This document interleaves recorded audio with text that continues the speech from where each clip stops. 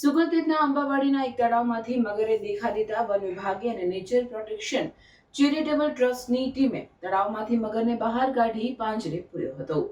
શુકલતીર્થના આંબાવાડી વિસ્તારમાં આવેલ એક તળાવમાં બુધવારના રોજ એક મગર જોવા મળતા સ્થાનિક રહીશો ગભરાઈ ગયા હતા.